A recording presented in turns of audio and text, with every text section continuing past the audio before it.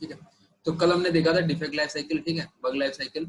इसमें वेरियस चीजें होती हैं डिफेक्ट लाइफ साइकिल की, ठीक है। तो स्टेप बाय स्टेप जो है, ठीक है, स्टेप बाय स्टेप आगे बढ़ता है प्रोसेस ऑफ डिफेक्ट इनिशियल, मतलब न्यू स्टेट से रेज करने से लेके डिफेक्ट लॉक करने से लेके क्लोज होने तक वेरियस फेजेस हैं इसके। तो वेरियस फेजेस, जैसे पहले नया हुआ, नया डिफेक्ट आपने रेज किया, किसी डेवलपर को आपने असाइन कर दिया, अब वो ओपन स्टेट में है। ओपन स्टेट में 4 कंडीशंस होती हैं डेवलपर के पास। पहला डिटेक्ट कर दे,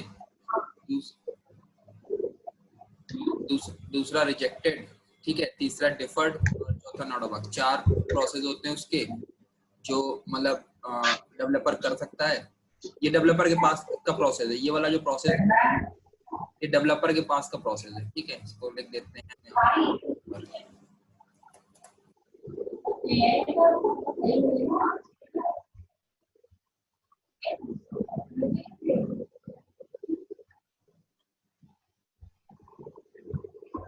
कल से मैं स्टार्ट हुई online class.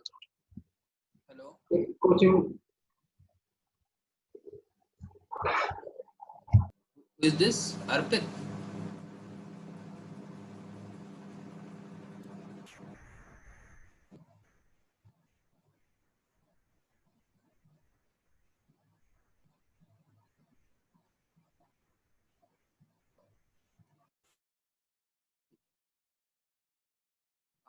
Can anyone having any question other than Vivek sir?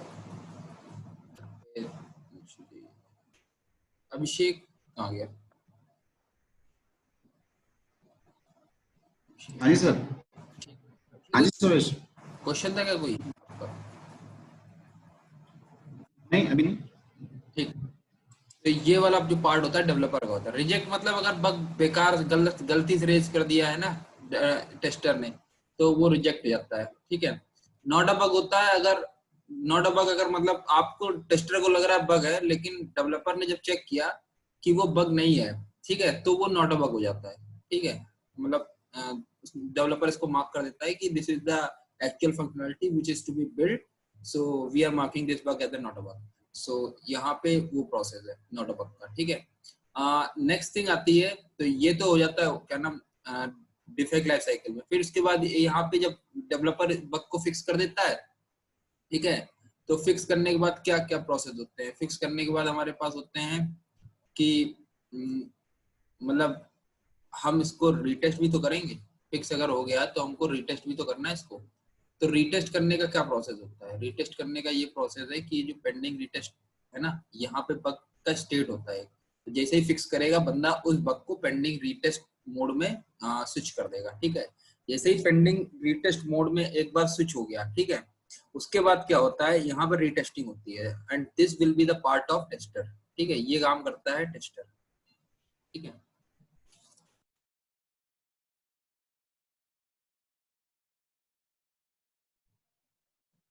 ठीक है, ये काम करता है टेस्टर, इधर वाला, ये एक और आ गया, ठीक है। हाँ, ये काम करता है टेस्टर, ठीक है। अब ये काम जब टेस्टर करता है, अब रीटेस्ट, अगर मान लो बग मतलब फिक्स, मतलब सही चल रहा है, आपका बग जो है फिक्स हो चुका है, तो आप उसको मार्क कर दोगे क्लोज, ठीक है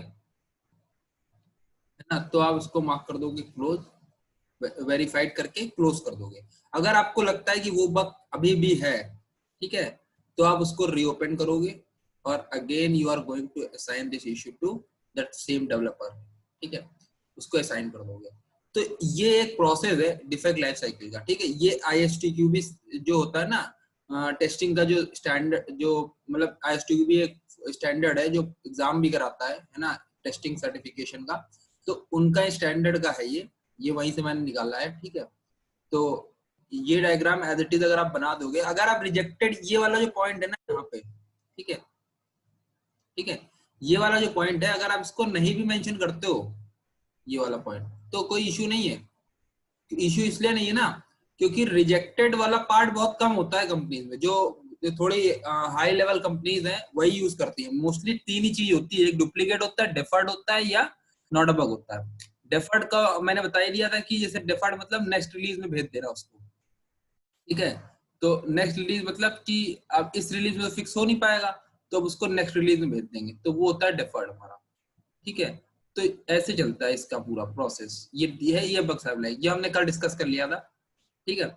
उसके बाद हमारा आता है सॉफ्टवेयर टेस्टिंग लाइफ साइकिल। अब ये भी बहुत इंपॉर्टेंट है, ठीक है। ये इंपॉर्टेंट किस पर्सपेक्टिव से है, ये इंपॉर्टेंट है क्या नाम आपके इंटरव्यू प्रोस्पेक्टिव से, क्योंकि इंटरव्यू प्रोस्पेक्टिव से दो चीजें बहुत इंपॉर्टेंट जो है, एक है बग लाइफ साइकिल, एक है सॉफ्टवेयर टेस्टिंग लाइफ साइकिल। ये दोनों साइकिल क्या करते हैं, वो इंटरव्यू में आपसे बनवाते हैं, बकायदा पेपर देते हैं व्हाइट कलर का, ठीक है। उसमें आप कहते हैं कि आप टेस्टिंग आपसे क्वेश्चन नहीं पूछेंगे, आपको ये भी नहीं कहेंगे कि आप एक्सप्लेन करो इसको, आपको सिर्फ इतना बताएंगे कि आप टेस्टिंग लाइफ साइकिल और या बग लाइफ साइकिल आप ड्रॉ कर दो, दैट्स इट।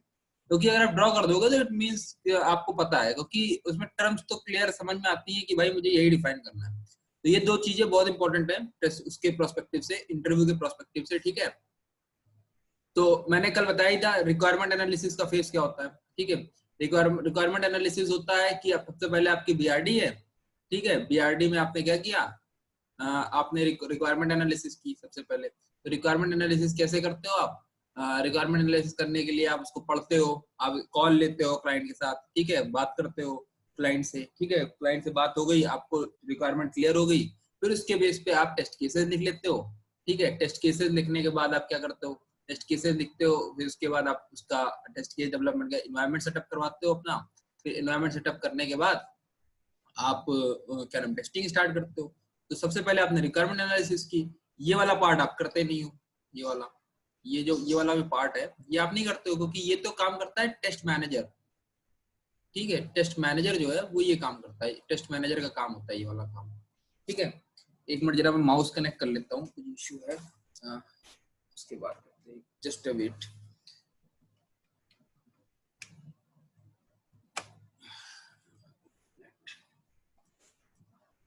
ठीक है, हाँ, ये वाला पार्ट जो है ना, ये वाला पार्ट करता है टेस्ट मैनेजर, ठीक है। अब टेस्ट मैनेजर ये वाला पार्ट करता है, तो आपको इसकी टेंशन लेने की कोई जरूरत नहीं है, ठीक है। इसमें कुछ नहीं करना आपको, है ना। इसमें जो जो काम करेगा टेस्ट मैनेजर करेगा, ठीक है। अब इसके बाद आता है टेस्ट केस डेवलपमेंट, ये काम होता है टेस्टर का, ठीक है। ये काम कौन करता है, टेस्टर करता है, ठीक है।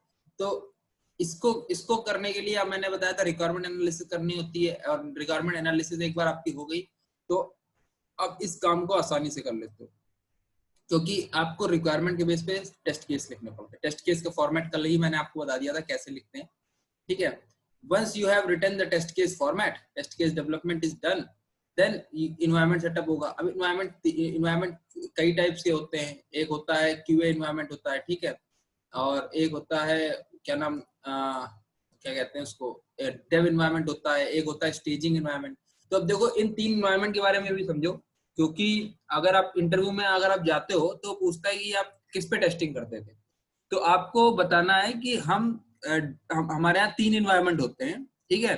छोटी कंपनियों में अगर आप एक्सपीरियंस दिखाते हो छोटी कंपनियों का, तो छोटी कंपनियों का मैं बता रहा हूँ, ठीक है। बड़ी कंपनियों में थोड़ा अलग प्रोसेस होता है, ठीक है। क्या जैसे कि आप किसी बड़ी एमएनसी में काम कर रहे हो तो वहाँ थोड़ा प्रोसेस अलग हो जाता है, बट जो जितनी भी स्मॉल कंपनीज होती हैं सब में एजाइल मेथोडोलॉजी फॉलो होती है, और सब में अराउंड 70% सेम ही चीज फॉलो होती है, ठीक है।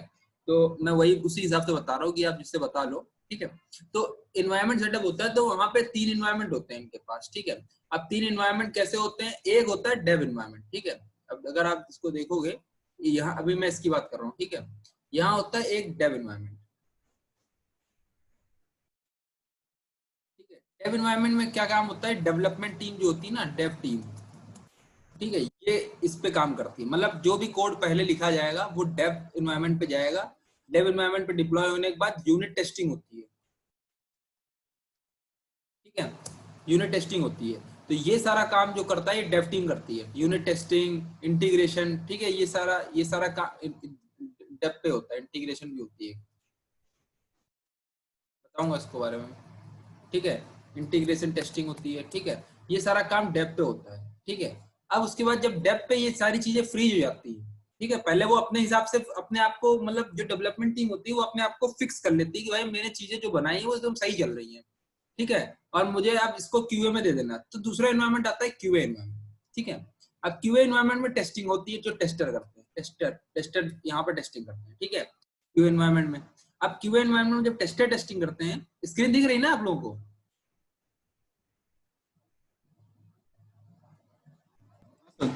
सर्वेश भाई दिख रही है। ठीक है ठीक है ठीक है। अब क्यूए एनवायरनमेंट में टेस्टर टेस्टिंग करते हैं, ठीक है। अब टेस्टर जहां टेस्टिंग करते हैं, ठीक है, वहां पे वो अपना पूरा काम, मतलब जो भी टेस्ट करना होता है, जो भी उनके पास रिक्वायरमेंट होती है उसको टेस्ट करते हैं, ठीक है। रिक्वायरमेंट टेस्ट किया उन्होंने, ठीक है। और वंस द रिक्वायरमेंट टेस्ट, उसमें जो बग आया वो बग रेज किया, बग रेज करने के बाद वो डेव टीम को फिर से असाइन कर दिया।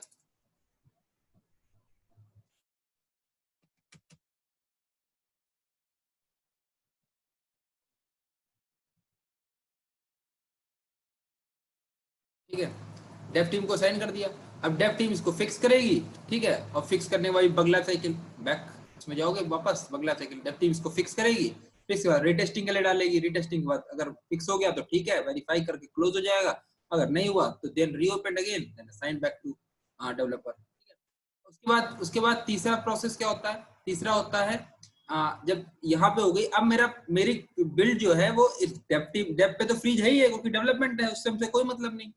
क्यूए पे मेरी बिल्ड अगर फ्रीज हो गई, बिल्ड अगर मैं कह रहा हूं तो इसका मतलब जो हमारे पास जितना रिक्वायरमेंट है, वो जितना टेस्टिंग में आया है रिलीज का, हम उसकी बात कर रहे हैं। बिल्ड मतलब कोई, जैसे सपोज करो एक iOS की बिल्ड आती है, ठीक है। बिल्ड का मतलब ये होता है कि आपको डेव टीम एक सॉफ्टवेयर देती है बना के, जिसे हमें टेस्ट करना होता है, तो उसे बिल्ड कहते हैं। जितनी बार देगी उतनी बार हम उसको एक एज अ बिल्ड कंसीडर करेंगे। बिल्ड 1, बिल्ड 2, बिल्ड 3, बिल्ड 4, जितनी बार देगी तो वो हम उसी हिसाब से कंसीडर करते हैं, ठीक है। तो ये हमारे पास बिल्ड आ गई। अब हमारे पास बिल्ड हमारी फ्रीज हो गई, ठीक है। बिल्ड फ्रीज हो गई, अब हमें क्या करना है? अब हमें स्टेजिंग पे टेस्टिंग करनी है, ठीक है। स्टेज पे टेस्टिंग करनी, स्टेज एक अलग इन्वायरमेंट है, क्यूए एक अलग इन्वायरमेंट है, डेव एक अलग इन्वायरमेंट है, ठीक है। अब हमें स्टेज पे टेस्टिंग करनी है, ठीक है। अब स्टेज पे क्यों, अब आप सोच रहे हो क्यूए पे टेस्टिंग कर ली तो स्टेज पे क्यों करूं? स्टेज पे टेस्टिंग इसलिए करते हैं क्योंकि यहाँ पे हम रेगुलर टेस्टिंग नहीं करते हैं स्टेजिंग पे, ठीक है। नो रेगुलर टेस्टिंग,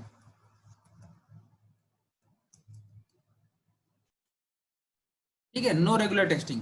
यहाँ पे स्टेज में हम इस रिलीज के last day of the release testing करते हैं,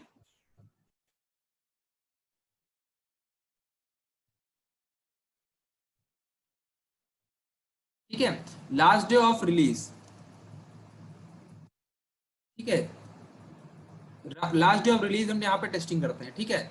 लास्ट डे ऑफ रिलीज क्यों टेस्टिंग करते हैं? क्योंकि जो स्टेज इन्वायरमेंट होता है, this environment is shared with the client, क्योंकि यहाँ पे क्लाइंट टेस्टिंग करता है, ये क्लाइंट के साथ शेयर रहता है, ठीक है। तो हम इस पर रेगुलर डिप्लॉयमेंट नहीं कर सकते, क्योंकि क्लाइंट को हम एक स्प्रिंट में 10 या 15 दिन का टाइम देते हैं कि वो इसको टेस्ट करे। अगर हम इस पे क्यूए वाले डिप्लॉयमेंट अगर हम स्टेजिंग पे रेगुलर करेंगे तो अगर कुछ इश्यू आता है तो क्लाइंट को भी इश्यू आएगा। इसलिए हम इस पे लास्ट डे जब हम उसको रिलीज करने वाले होते हैं, नया वर्जन ऑफ द ऐप या of the web application, then we deploy on the last day. और हम ये डिप्लॉय करने के पहले क्लाइंट को बता देते हैं कि we are going to deploy on the staging server, so that please stop testing, ठीक है। प्लीज स्टॉप टेस्टिंग हमने उसको बोल दिया। अब क्लाइंट उस पर टेस्टिंग नहीं करेगा, क्यों? क्योंकि उस पर बग आ सकते हैं, क्योंकि हमने नया डिप्लॉयमेंट कर दिया है, नया कोड उस पर गया है, नई रिक्वायरमेंट उस पर गई है, ठीक है। तो हम उसको एक बार फाइल, वैसे अगर आपने क्यूए में चीजें फ्रीज कर दी तो स्टेज में लगभग सारी चीजें फ्रीज हो जाती है, लेकिन क्योंकि हमको क्वालिटी इंश्योर करनी होती है, इसलिए हम इस पे स्टेजिंग पे एक बार गो थ्रू करते हैं, एक बार हम लोग सैनिटी या रिग्रेशन करते हैं। We will discuss this term as well in future our next classes, ठीक है। What is sanity, what is regression, what is smoke, everything we will going to discuss here, ठीक है। तो नो रेगुलर टेस्टिंग होती है यहाँ पे last day, ठीक है। और यहाँ पे सिर्फ लास्ट डे पे टेस्टिंग होती है, लास्ट डे पे टेस्टिंग होती है, उसके बाद code will be shared to,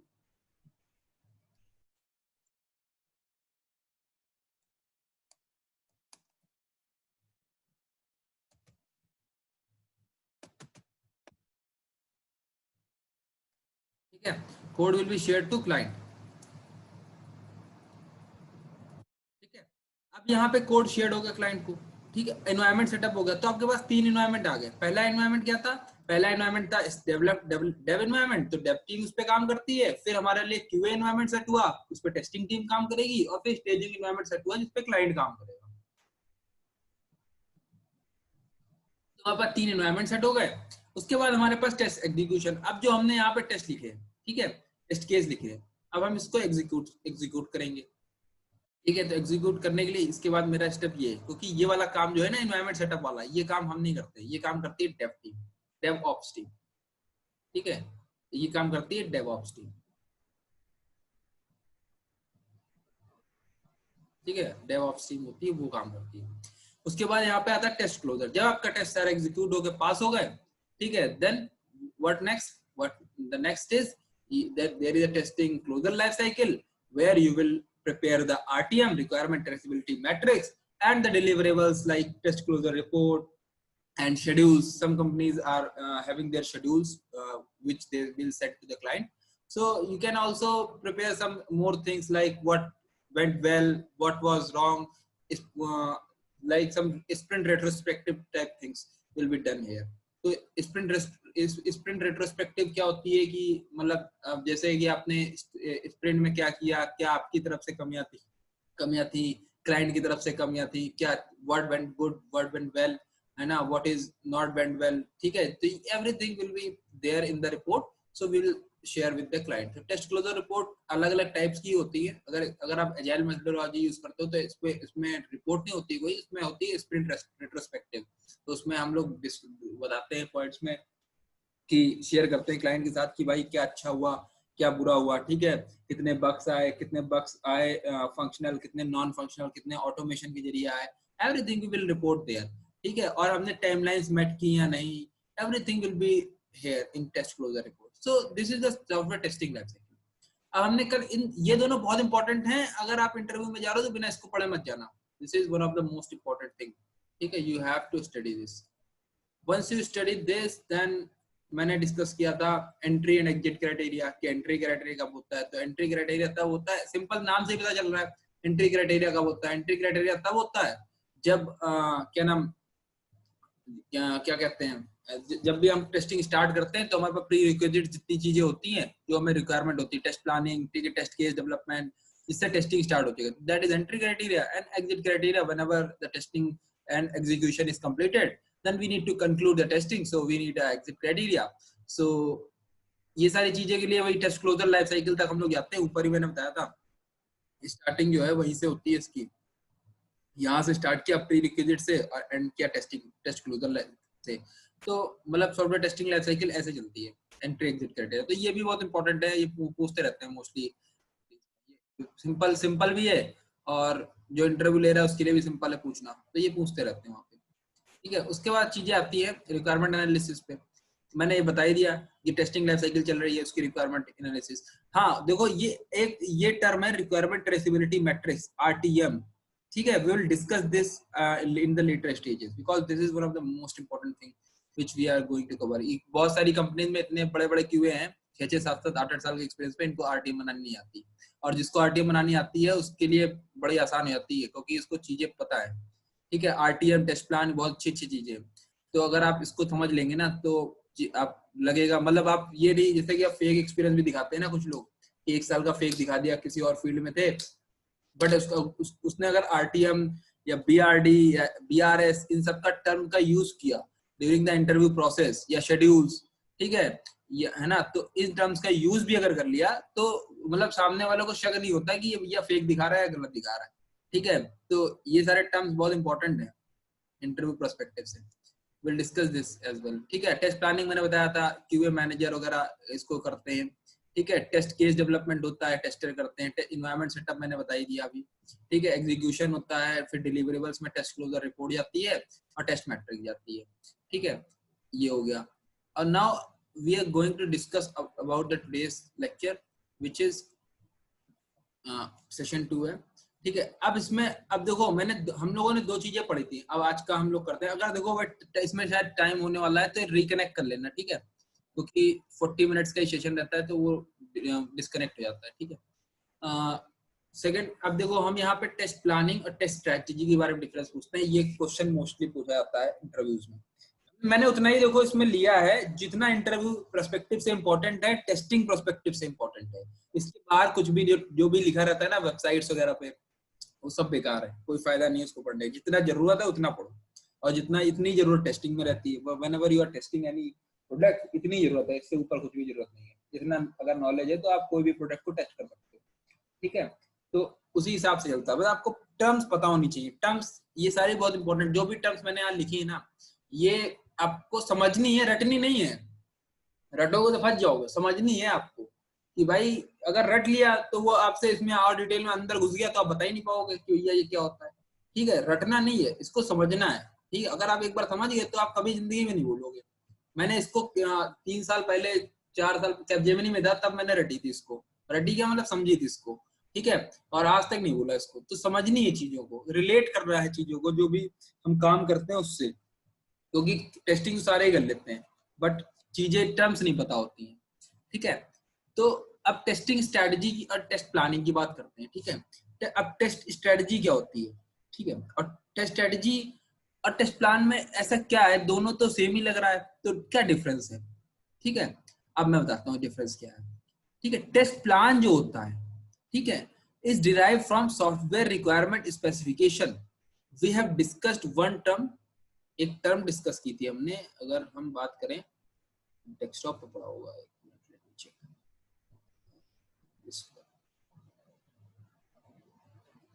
ये देख रहे हो आप, बिजनेस रिक्वायरमेंट स्पेसिफिकेशन।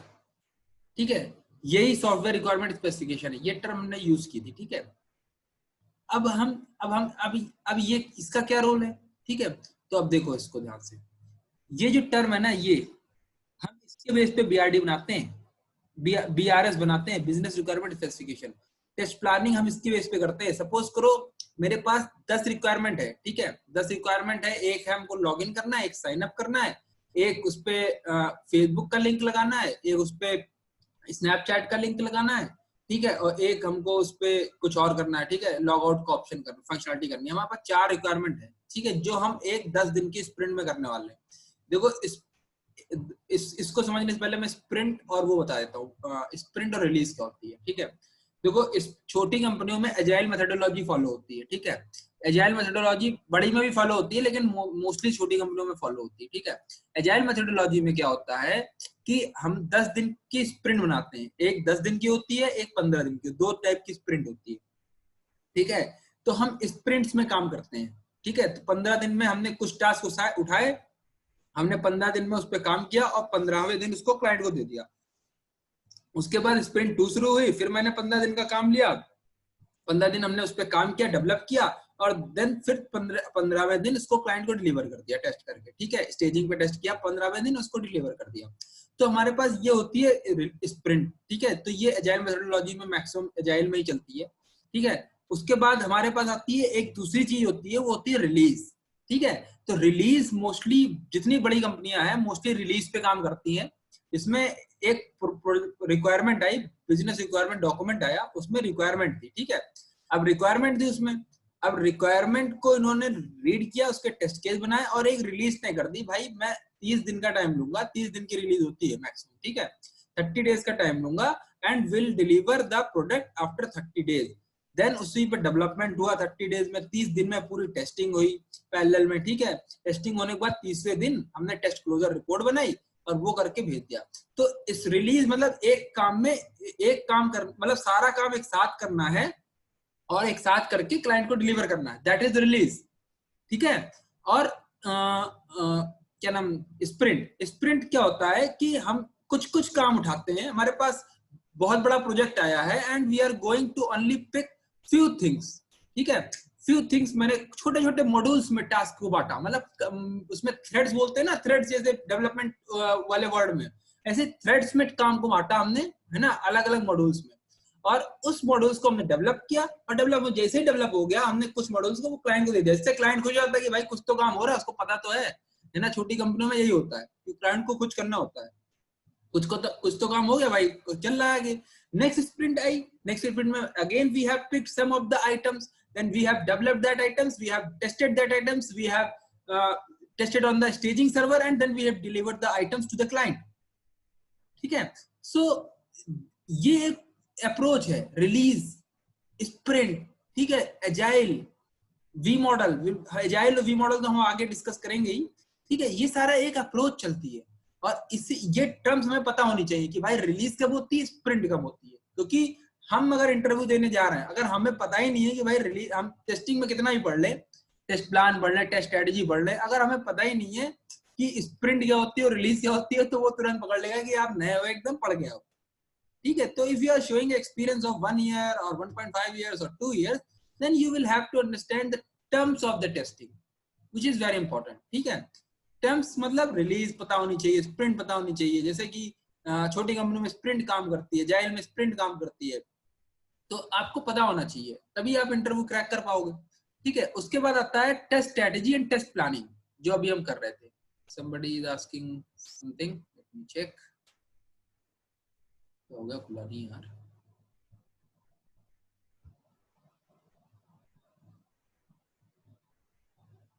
चैट नहीं खुल रही है। Alt H, Alt H, यार चैट क्यों नहीं खुल रही है?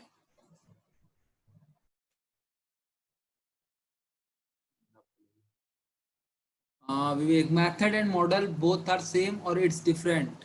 Method and models, methodology, method नहीं होता सर, मेथडोलॉजी होता है। मेथडोलॉजी एंड मॉडल्स में मेथडोलॉजी होती है, मॉडल्स के अंदर अलग अलग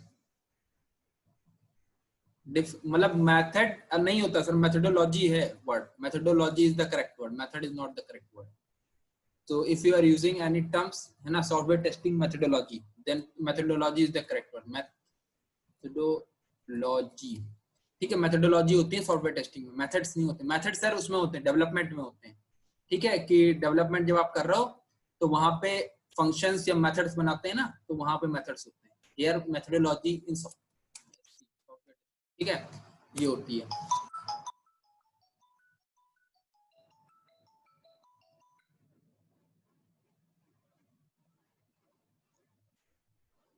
ठीक है, मेथड्स इन सॉफ्टवेयर टेस्टिंग, है ना। Okay, your internet connection is not worse, okay, normal.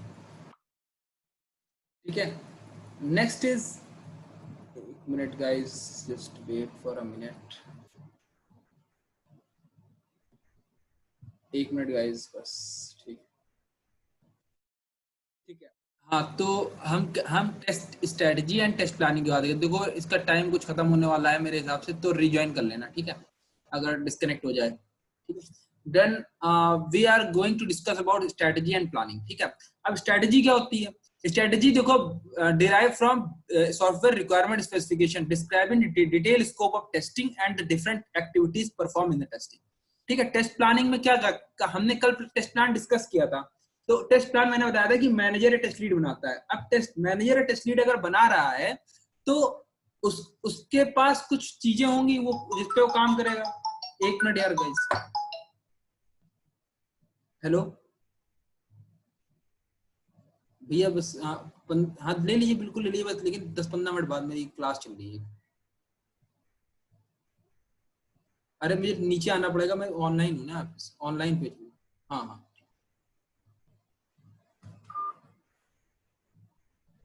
Hello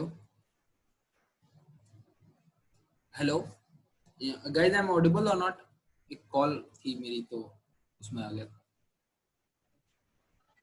Audible हो सुरेश। Audible, ठीक है।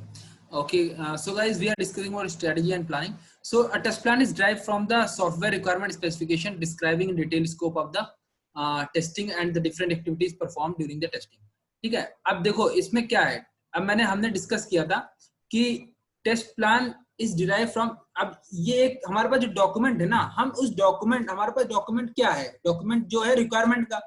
अब उस रिक्वायरमेंट के स्पेसिफिकेशंस, मतलब जो जो चीजें हमको एनालाइज करेंगे कि भाई मुझे ये चीजें हैं, लॉगिन है, साइन अप है, ठीक है, लोन एप्लीकेशन का पार्ट है, ठीक है, सेविंग अकाउंट का पार्ट है, तो ये सारी चीजें हैं। अब मैं इसमें एनालाइज करूंगा। अब टेस्ट प्लानिंग में जब मैनेजर कर रहा होगा तो टेस्ट प्लानिंग में मैनेजर एनालाइज करेगा कि भाई इसका एंट्री क्राइटेरिया क्या होना चाहिए, इसका एग्जिट क्राइटेरिया क्या होना चाहिए। ठीक है, उसमें इसके अंदर बहुत सारी चीजें आती हैं। ठीक है, क्या क्या चीजें आती हैं? सबसे पहली चीज जो ध्यान रखनी है, ये बनता है प्रोजेक्ट लेवल पे। ठीक है, प्रोजेक्ट लेवल मतलब कंपनी के अंदर बनता है टेस्ट प्लान। ठीक है, दूसरी चीज टेस्टिंग, ये हाई लेवल डॉक्यूमेंट होता है, ये बिजनेस लेवल में बनता है, ये क्लाइंट बनाता है, क्लाइंट का बिजनेस एनालिस्ट जो होता है। ये कंपनी का बिजनेस एनालिस्ट बनाता है, ये क्लाइंट का बिजनेस एनालिस्ट बनाता है, ठीक है। तो देखो इसमें it is prepared by test lead या test manager, it is prepared by project manager, project manager दूसरी कंपनी का भी होता है, ठीक है, क्लाइंट भी हो सकता है प्रोजेक्ट मैनेजर, ठीक है। तो ये वो बनाता है इन टर्म्स, ठीक है। ये देखो यहाँ पे, ठीक है, पहली चीज। दूसरी चीज, ये कंपनी लेवल पे, प्रोजेक्ट लेवल पे है, ये ऑर्गेनाइजेशन लेवल पे है। देखो ऑर्गेनाइजेशन मतलब पूरे ऑर्गेनाइजेशन को एक स्ट्रेटेजी बना के दे रहा है क्लाइंट, ठीक है, हाई लेवल डॉक्यूमेंट बना के दे रहा है, उसको अंदर की चीजें नहीं पता, लेकिन अंदर की चीजें कौन बनाने जा रहा है? अंदर की चीजें बनाने जा रहा है टेस्ट मैनेजर। अंदर की चीजें क्या क्या हो सकती हैं, ठीक है। देखो मैंने यहाँ पे बताया था ना, entry criteria, exit criteria, features जो हम टेस्ट करने वाले हैं, ठीक है, status of type of testing कौन कौन सी परफॉर्म होंगी, जैसे कि हम ऑटोमेशन करेंगे या मैनुअल करेंगे, ये सारी चीजें, कितने रिसोर्सेस चाहिए, कौन सा टेस्ट प्लान, मतलब ये सारे इसके फीचर्स होते हैं। तो अगर आपसे पूछे कि टेस्ट प्लान में कंपोनेंट्स क्या क्या होते हैं मेजर, तो आप सिंपल बोलो टेस्ट प्लान आईडी होती है, टेस्ट इन्वायरमेंट होता है, features to be tested, features not to be tested, entry criteria, exit criteria, resource allowed, type of testing to be perform, and a brief introduction of the project, whatever we are going to cover in the release. So everything will be written by the test manager. अपने according पहले analyse करता है कि भाई इतनी चीजों पे हमें टेस्टिंग करनी है, इसके बाहर हमको कुछ नहीं करना है, ठीक है।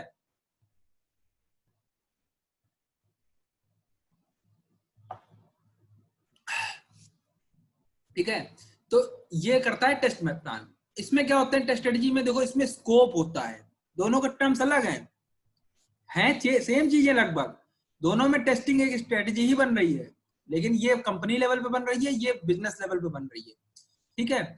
अब ये देखो इसमें क्या होता है, इसमें ऑब्जेक्टिव है, टेस्टिंग का ऑब्जेक्टिव लिखा है, इसमें स्कोप लिखा है, कितनी चीजें कवर करनी है, ऑब्जेक्टिव हाई लेवल पे लिखी है। बिजनेस इश्यूज क्या हो सकते हैं, रिस्क क्या है, टेस्टिंग अगर सही से नहीं हुई, अगर टेस्टिंग अप्रोच सही फॉलो नहीं हुई तो उसका रिस्क क्या हो सकता है, ठीक है। What approach that to be followed, testing deliverables, अगर आप टेस्ट करने जाओगे तो उसके बाद हमको क्या दोगे आप, डिलीवरेबल मतलब डिफेक्ट क्लोजर लाइफ साइकिल की बात हो रही है यहाँ पे, डिलीवरेबल्स। देखो यहाँ पे मैंने टेस्ट उसकी क्लोजर की बात हो रही है कि क्लोजर में हमने डिलीवरेबल्स में दो चीजें बताई थी, आरटीएम बताई थी, एक बताई थी हमने रिपोर्ट, क्लोजर रिपोर्ट।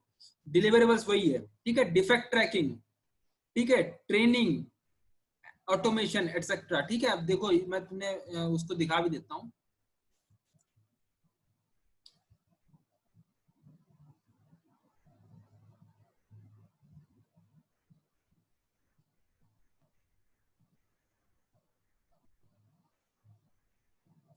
देखो डिलीवरेबल्स क्या थे इसके, टेस्ट क्लोजर रिपोर्ट थी, ये दोनों डिलीवरेबल्स थे इसके, ठीक है। अब देखो यहाँ पे भी वही है, deliverables, defect tracking, training, automation, जो जो उसको कराना है वो यहाँ पे हाई लेवल में लिखा रहता है, हाई लेवल और डिफरेंट डिस्क्राइब एक्टिविटीज, ठीक है।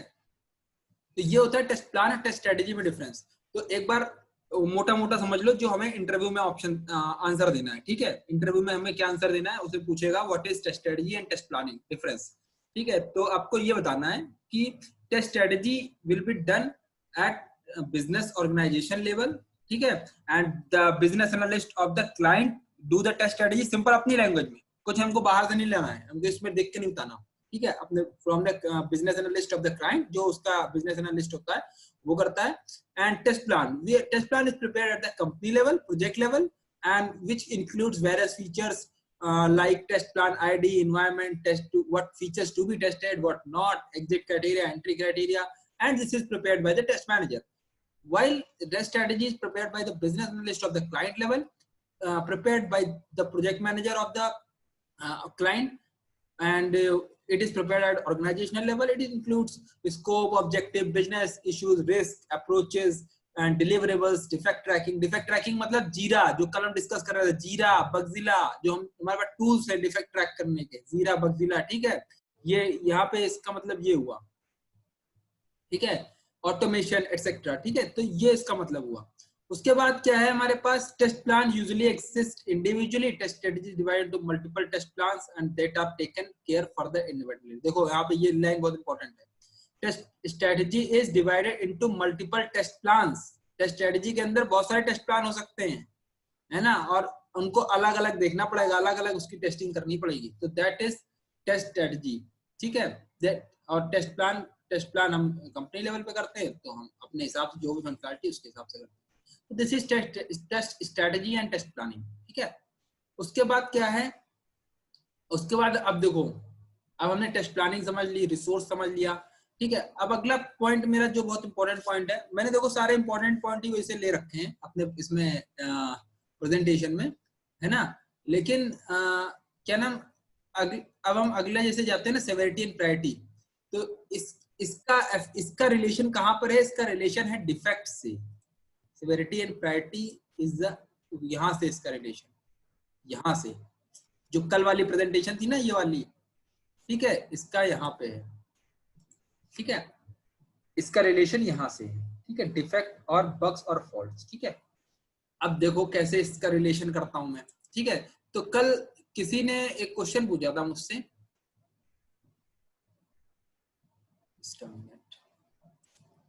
ठीक है, कल किसी ने एक क्वेश्चन पूछा था मुझसे, शायद अर्पित ने ही पूछा था, कि ये हम कैसे मतलब बग रेस करते हैं, कि हमें पता कैसे चले कि कौन सा बग पहले फिक्स होगा और कौन सा बग जो है बाद में फिक्स होगा, हमें पता कैसे चले, हम ऐसा कैसे इसको डिफाइन करें जब हम इसको जीरा में लॉक करें, ठीक है। तो आपको पता होने के लिए आप क्या करोगे, इसमें दो कॉन्सेप्ट बनाए हुए हैं, ठीक है, दो कॉन्सेप्ट ऐसे बनाए हुए हैं जिससे आपको आइडेंटिफाई कर लोगे कि हम बग की प्रायोरिटी क्या होगी, what is the priority of the bug, किस प्रायोरिटी पे बग को फिक्स कराना है हमको डेवलपर पे, ठीक है।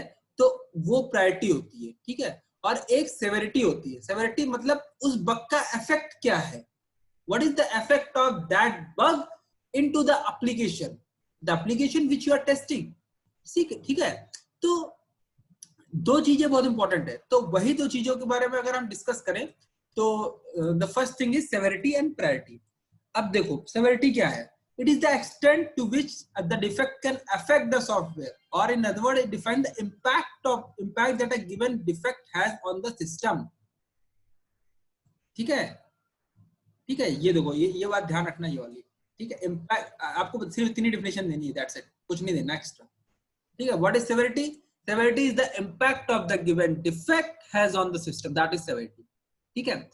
तो इतना ही डिफरेंस, मतलब इम्पैक्ट क्या है उस पे, इस पे सॉफ्टवेयर एप्लीकेशन पे, सॉफ्टवेयर उस डिफेक्ट आने से क्या इंपैक्ट आ रहा है, आपका क्रैश तो नहीं होगा सिस्टम, या आप आगे तो नहीं बढ़ पा रहे हो, या फिर आपका काम ही नहीं कर रहा है कोई सिस्टम, ऐप क्रैश हो रही है बार बार, ठीक है। कभी कभी आप देखते होंगे कि पेटीएम की ऐप क्रैश हो गई, ठीक है, तो उसकी सेवेरिटी बहुत हाई है, क्योंकि वो रियल टाइम यूजर्स यूज कर रहे हैं उसको, जल्दी से फिक्स कराना है उसको, वरना फिर बहुत लॉस हो जाएगा कंपनी का, ठीक है। तो सेवेरिटी वही होती है कि what is the impact of the system defines the severity, that's it, ठीक है।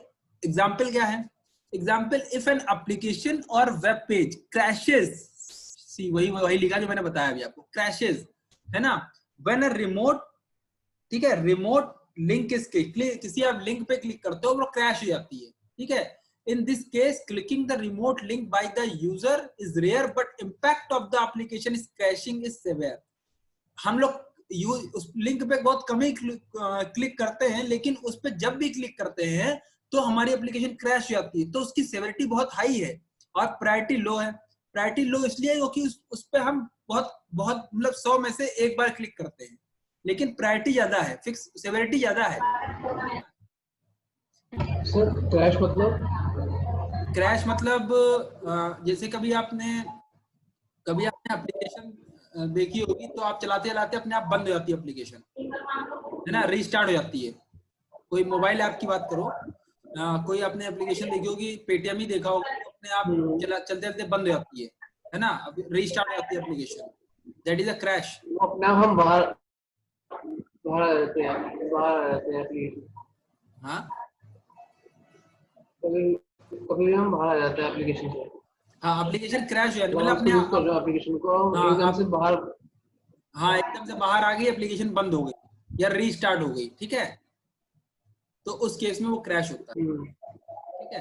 और अच्छा, क्रैश जब होता है तो उसके लॉक्स भी बनते हैं, तो वो लॉक्स वो मॉनिटर करते हैं टीम वाले, है ना, तो उसके मतलब उसके बाद जो है आपको वो बताते हैं कि भाई ये इशू आया था इसलिए क्रैश है, तो वो फिक्स हो गया है और रीडिप्लॉय हो गया है, तो आप इसको दोबारा से टेस्ट कर सकते हो, है ना। तो क्रैश हो जाती है एप्लीकेशन, क्रैश नहीं आती, बहुत नाम सुना होगा, बहुत एप्लीकेशन क्रैश हो रही है ना, बार बार, मतलब मैं चला रहा हूँ तो ये बंद हो जा रही है अपने आप, चला रहा हूँ बंद, कभी आपकी अपडेटेड एप्लीकेशन नहीं होती ना कोई, तो वो भी तो क्रैश करेगी, बहुत बार ऐसा होता है कि अपडेटेड एप्लीकेशन नहीं होती है, मोबाइल सर ऐप की कभी बात। सर्वर पे सर्वर से नहीं होता भाई वो। लोड पड़ रहा हो इसलिए। हाँ नहीं, ओके ओके। सर्वर से नहीं होता है, सर्वर से इसका लिंक नहीं है। देखो इसका लिंक सर्वर से नहीं है भाई, इसका लिंक है, इसका लिंक है कोड से। कोड में अगर कुछ लोड पड़ जाता है तो लोड पड़ जाता है तो वो आपकी एप्लीकेशन क्रैश नहीं होती है, हैंग होती है ना, या फिर टाइम लेती है ओपन होने में, मतलब उस पर हिट जाने में ना उसके एपीआई हिट होती है, ठीक है, तो उसमें लोड लेती है। क्रैश तब होती है जब कोड में कोई एरर होती है। सपोज करो आपने, जैसे मेरा सपोज करो एक पेटीएम की ऐप है, पेटीएम की ऐप में आपका वो चल रहा था, रिचार्ज वाला पार्ट चल रहा था, लेकिन क्या हुआ कि कंपनी ने क्या किया कि एक नया मॉड्यूल डाल दिया उसके अंदर, है ना, जिससे हम बस बुकिंग कर सकते हैं। अब उस मॉड्यूल को जब उसने डाला तो रिग्रेशन टेस्टिंग में कोई ऐसा बग, जब रिग्रेशन करते हैं ना, मतलब दोबारा से सारी फीचर्स एक बार गो थ्रू करते हैं, उस टेस्टिंग में आप उसमें कोई इंपैक्ट आ गया दूसरी फंक्शनैलिटीज पे, ठीक है, अदर फंक्शनैलिटी पे कोई इंपैक्ट आ गया, वो इंपैक्ट अगर उसने छोड़ दिया तो वो इंपैक्ट एज अ क्रैश बन जाता है, आगे चल के डिफेक्ट बन जाता है, ठीक है। अब वो छोड़ दिया, अब वो वहां पे जैसे ही वो क्लिक कर रहा था, वहां पे कोई दूसरी एपीआई हिट हो रही थी तो एप्लीकेशन क्रैश हो रही थी, तो 500 एरर आती है इस पे, इंटरनल सर्वर की या कुछ एरर की, ठीक है, तो ये एरर्स आती है।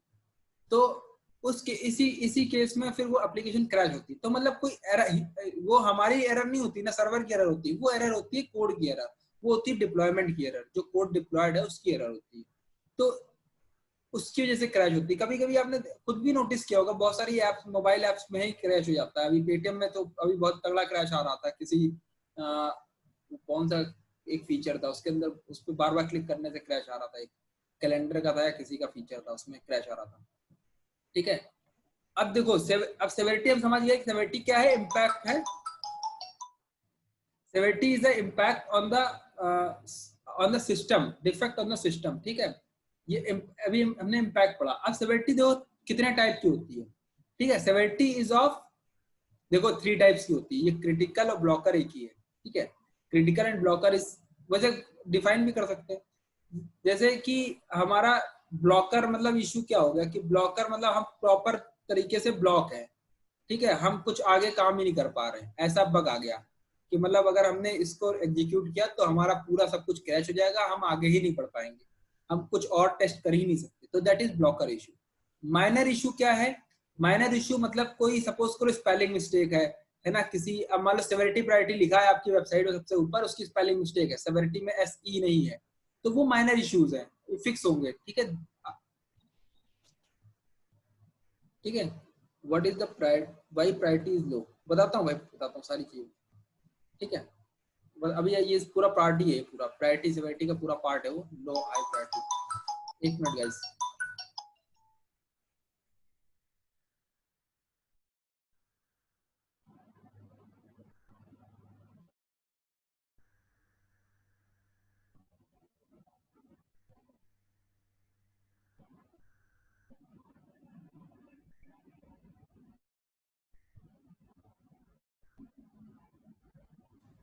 हाँ गाइस, ठीक है, मैं आ गया वापस, ठीक है।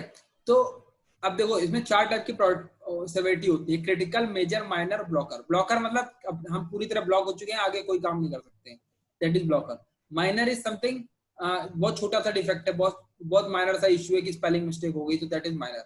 मेजर, मेजर क्या है कि मतलब हम डिफेक्ट तो है, बड़ा डिफेक्ट है, लेकिन हमारे पास अल्टरनेटिव है कि हम बाकी काम को कर सकते हैं, तो दैट इज माइनर। क्रिटिकल है कि बहुत इंपॉर्टेंट इश्यू है, क्रिटिकल ब्लॉकर लगभग सेम होता है, ठीक है। मोस्टली कंपनीज में आपको ये टर्म मिलेगी नहीं, क्रिटिकल टर्म नहीं मिलती है, ब्लॉकर ही मिलता है, मेजर या माइनर, ये 3 टर्म्स ही मिलती है, क्रिटिकल नहीं मिलता है, ठीक है। तो क्रिटिकल, क्रिटिकल वैसे कह सकते हो अगर अपने टर्म्स में बताओ तो, कि कोई फंक्शनैलिटी है ना, उसका इम्पैक्ट सिस्टम पे बहुत ज्यादा हो रहा है, लेकिन अल्टरनेटिव मेथड हमारे पास है मेजर की तरह, ठीक है, तो हम उसको क्रिटिकल कह सकते हैं। तो अभी हम इसको डिटेल में पढ़ेंगे, है ना, डिटेल में पढ़ ही लेते हैं। अगला टॉपिक यही है, प्रायोरिटी क्या होती है। Priority defines the order in which we should resolve a defect. अब प्रायोरिटी कहती है, अब देखो इम्पैक्ट हमें पता चल गया, सेवेरिटी क्या कह रही थी, इम्पैक्ट कह रही थी कि इम्पैक्ट क्या है बग का सिस्टम पे। यहाँ पे क्या है, प्रायोरिटी, जो कल अर्पित ने क्वेश्चन पूछा था, priority defines the order in which we should resolve a defect. इस ऑर्डर में हमको डिफेक्ट रिजॉल्व कराना है डेवलपर से, हम डिफेक्ट तो मैं रिजॉल्व कराऊंगा ना अपने हिसाब से, तो किस ऑर्डर में डिफेक्ट को रिजॉल्व कराना है, दैट इज प्रायोरिटी।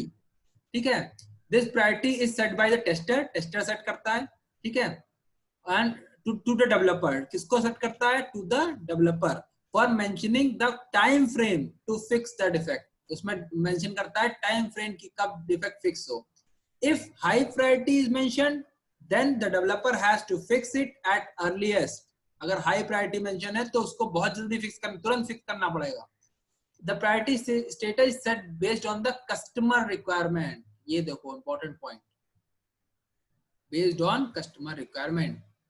ठीक है, उसके for example if the company name is misspelled, ठीक है, एग्जांपल ले लो, अगर कंपनी का नाम मिसस्पेल्ड है होम पेज में, मतलब सपोज करो फेसबुक है, फेसबुक में फेसबुक का नाम ही गलत है, BOO की जगह BOK लिखा है ना, तो वो तो बहुत मतलब हाई प्रायोरिटी होगी ना भाई, हाई एंड सेवेरिटी इज लो, उसका इम्पैक्ट कुछ नहीं है, देखो इम्पैक्ट कुछ नहीं है, उसका काम सब कर रहे हैं, स्पेलिंग मिस्टेक ही तो है, लेकिन प्रायोरिटी हाई है क्योंकि वो ब्रांड है, फेसबुक इज अ ब्रांड।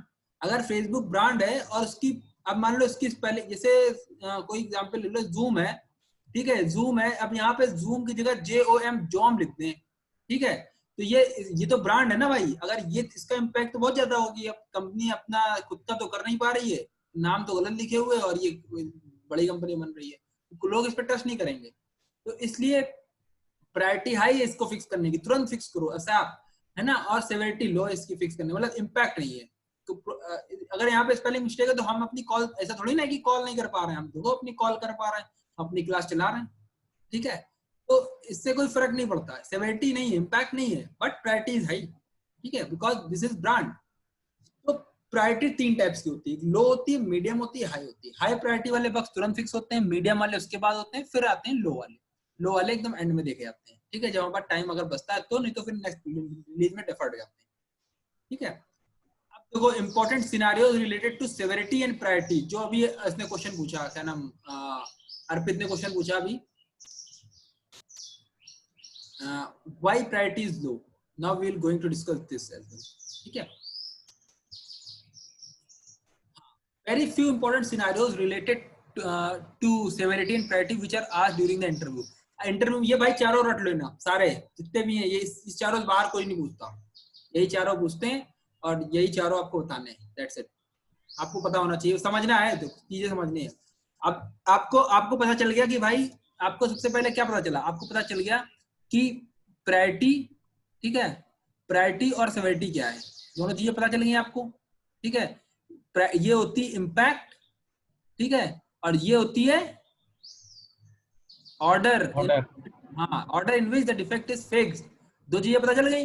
तो हाई प्रायोरिटी हाई सेवेरिटी क्या मतलब हुआ, an error which occurs on the basic functionality of the application and will not allow the user to use the system, मतलब ये ब्लॉकर इशू हो गया, जो severity हमने ब्लॉकर पढ़ी है अभी वो हो गया, मतलब हम एक ऐसी एरर आई जिस फंक्शनैलिटी, एप्लीकेशन की फंक्शनैलिटी में, इससे हम will not allow the user to use the system, that is high priority and high severity, fix भी जल्दी करना है और उसका इम्पैक्ट भी बहुत ज्यादा है, ठीक है। For example a site maintaining the student details, एक साइट है जिसमें स्टूडेंट की डिटेल्स मेंटेन करती है, कॉलेज की साइट है, ऑन सेविंग रिकॉर्ड, अगर हम मान लो सारी डिटेल डालता है बंदा नया एडमिशन हुआ, ठीक है, और नया एडमिशन मैंने उस पर डाला अर्पित की सारी डिटेल्स एंड क्वालिफिकेशंस जो भी डाल के उसको सेव किया, बट सेव करते टाइम वो सेव नहीं हो रहा है, doesn't allow to save the record, तो मेरा तो बेकार हो गया ना, मैं आगे बढ़ ही नहीं पा रहा हूँ, मैं ना उस रिकॉर्ड को इंसर्ट कर सकता हूँ ना मैं आगे देख सकता हूँ, तो that is high priority and high severity bug, ठीक है। आपको ये वाले बग्स पता है कहाँ से ज्यादा मिलेंगे, ये जो गवर्नमेंट की साइट्स होती है ना, NIC की, जितने भी UPSC की, SSC की, इन सब में ये बग्स मिल जाएंगे, क्योंकि वो .NET बनती है, उस पर खूब सारे बग्स होते हैं, बिना टेस्टेड आ जाती है वो, ठीक है, तो वहां पे बहुत सारे बग्स मिलेंगे ये वाले, ठीक है। मोस्टली उनकी साइट्स अगर छुट्टी का दिन हो गया तो क्रैश रहती है साइट, फिर अब मंडे खुलेगा तभी वो जाके मतलब फिक्स होगा तो आगे काम बढ़ेगा, ठीक है। High priority and high severity, low severity issue, ठीक है, तो हाई प्रायोरिटी एंड, आज डिस्कनेक्ट नहीं हो रहा है 40 मिनट हो गए। High priority and low severity क्या होती है, ठीक है। हाई प्रायोरिटी मतलब द स्पेलिंग मिस्टेक दैट है, जो अभी हमने डिस्कस किया, फेसबुक इज अ ब्रांड, अगर उसकी स्पेलिंग मिस्टेक है कवर पेज पे या हेडिंग और द टाइटल, तो वो उसकी प्रायोरिटी हाई है, सेवेरिटी इम्पैक्ट नहीं है उसका कोई, मतलब हम काम कर पा रहे हैं बट प्रायोरिटी हाई है क्योंकि वो ब्रांड है हमारा, हम उसको गलत नहीं लिख सकते, ठीक है। उसके बाद फिर high severity and low priority, ठीक है। हाई सेवेरिटी मतलब इम्पैक्ट हाई है, impact is high and priority is low, priority is लो मतलब फिक्स करने की प्रायोरिटी कम है। क्यों, कैसे होता है? सपोज करो एक कोई लिंक है, कभी आपने कोई वेबसाइट देखी होगी, फॉर एग्जांपल कोई वेबसाइट खोलते हैं, वेबसाइट क्यों खोलते हैं आज, ठीक है, यहाँ पे खोलते हैं, फेसबुक ही खोल लेते हैं, क्या हो गया, ठीक है, फेसबुक खोल लेते हैं।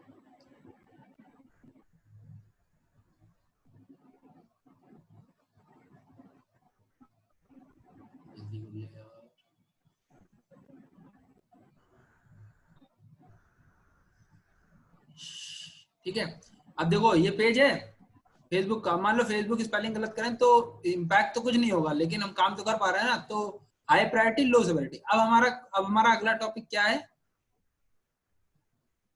अगला है high severity and low priority. Impact high है, ठीक है, लेकिन सेवेरिटी लो है। सपोज करो ये जो है हमारा ये फॉर्म है, इस फॉर्म में एक क्रिएट पेज का ऑप्शन है।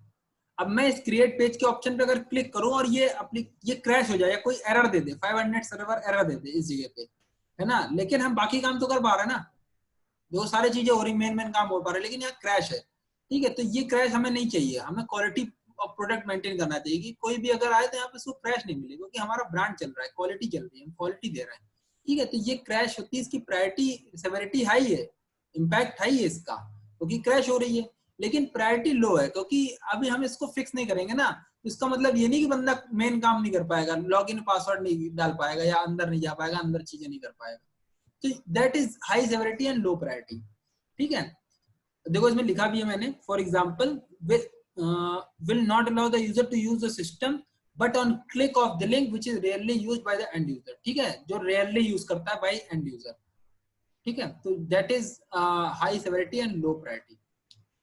उसके बाद लो सेवेरिटी लो प्रायोरिटी मतलब सब कुछ लो है, ना इम्पैक्ट है ना प्रायोरिटी है। तो कॉस्मेटिक पैराग्राफ में कोई, ये सपोज करो ये फेसबुक का पेज है, ठीक है, अब ये लिखा है, ठीक है, इसमें अगर कोई स्पेलिंग मिस्टेक आती है, जैसे यू मेक स्पेलिंग MY लिख दिया, माई, यू माई रिसीव, ठीक है, तो then priority is low, severity is low, ठीक है। ये बहुत इंपॉर्टेंट टास्क है, ये आना चाहिए, और हम इसी बेस पे हम अपने डिफेक्ट को रेज करते हैं। डिफेक्ट हमारे जो हम डिफेक्ट रेज करते हैं, है ना, वो डिफेक्ट हम इसी बेस पे डिफाइन करते हैं कि भाई कौन सा बग पहले फिक्स होगा, किसकी सेवेरिटी ज्यादा है, किसकी प्रायोरिटी ज्यादा है, ठीक है। उसी हिसाब से हम जो है अपने बग को, जो भी हम एप्लीकेशन टेस्ट कर रहे होते हैं, वो हम लॉक करते हैं, ठीक है। तो ये होती है high priority high severity. Any doubts guys? No no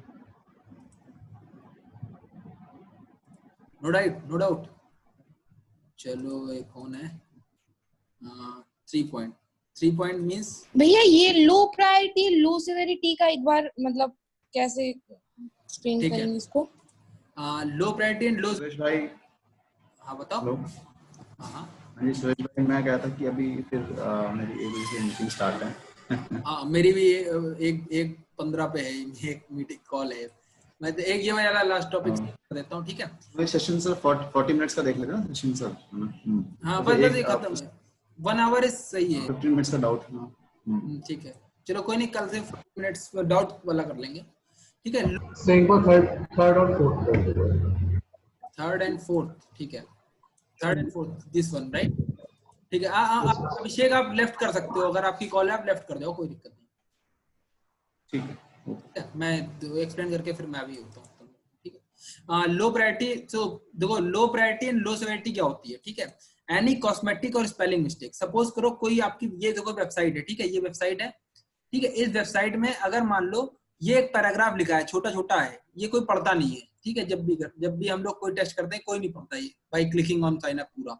अगर इसमें कोई स्पेलिंग मिस्टेक हो गई, SMS की स्पेलिंग गलत लिख दिया, नोटिफिकेशंस की स्पेलिंग गलत लिखी, बग तो है ये, लेकिन इसकी इम्पैक्ट नहीं है कुछ भी, और इसको हम फिक्स नहीं भी करेंगे तो भी चलेगा, तो एकदम कोई देखता भी नहीं है इसको, ठीक है, क्योंकि नजर में सीधे सीधे नहीं पड़ता ये, सामने नहीं है। अगर यहाँ पे मान लो कोई क्रिएट अकाउंट में क्रिएट की स्पेलिंग गलत, तो क्लियर समझ में आ जाएगा कि भाई ये बग है, सामने सबको दिखता है। लेकिन पैराग्राफ में कोई इश्यू है, कोई स्पेलिंग मिस्टेक है, तो वो हमें दिखती नहीं है, ठीक है, छोटी सी पैराग्राफ में। तो उस केस में हम क्या करते हैं, उस केस में हम इसको करते हैं कि low priority and low severity, any cosmetic और spelling issues which is within a paragraph और इन द रिपोर्ट, पैराग्राफ या रिपोर्ट ना, not on the cover page, cover page पे नहीं या हेडिंग टाइटल पे नहीं। हेडिंग टाइटल वाले जैसे कवर पेज हेडिंग टाइटल का नाम आता है, तो कवर पेज हेडिंग टाइटल मतलब हाई प्रायोरिटी लो सेवेरिटी, ठीक है। कवर पेज मतलब ये हेडिंग टाइटल ये सब अगर है ना, ये सब तो ये सब हाई प्रायोरिटी है। लेकिन अगर ये है, इसमें देखो पैराग्राफ है छोटा सा, इसके अंदर हम आप पढ़ते भी नहीं हो इसको, अगर इसमें अगर आप कोई स्पेलिंग मिस्टेक है तो स्पेलिंग सही होगी वो, but that is a low priority and low severity. High severity and high low priority मतलब हाई सेवेरिटी है, मतलब सपोज करो या फेसबुक पेज है, सब कुछ काम कर रहा है, लेकिन ये लिंक जो है ना कुकीज पॉलिसी का या क्रिएट पेज का, इस लिंक पे अगर हम क्लिक करते हैं तो एप्लीकेशन क्रैश हो जाती है, ठीक है, एप्लीकेशन नहीं चल रही है, ठीक है, या कोई एरर दे रही, 500 इंटरनल सर्वर एरर दे रही है, ठीक है। तो उस केस में इसको, अब देखो बंदे इसको बार बार तो क्लिक करेंगे नहीं, कुकीज पॉलिसी कभी मैंने भी नहीं पढ़ी आज तक, कोई नहीं पढ़ता, ठीक है। लेकिन अगर यहाँ पे क्रैश हो रहा है तो हम क्वालिटी प्रोडक्ट दे रहे हैं तो इसको फिक्स होना जरूरी है, ठीक है। तो इसलिए उसकी हाई सेवेरिटी है, इम्पैक्ट ज्यादा है, मतलब क्रैश हो रही है, क्रैश मतलब इम्पैक्ट ज्यादा, बट प्रायोरिटी लो है। हम हमारे पास अल्टरनेटिव मेथड है दूसरा, हम उससे काम कर लेंगे। हमको कि उस जिस लिंक पे वो क्रैश आ रहा है वो हम रेयरली यूज करते हैं, rarely use by the end user, ठीक है। तो इसलिए high severity and low priority होती है, ठीक है गाइस।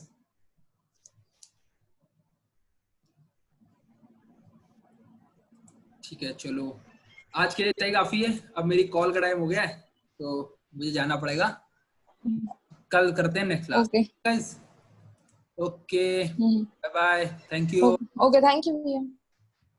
थैंक्स।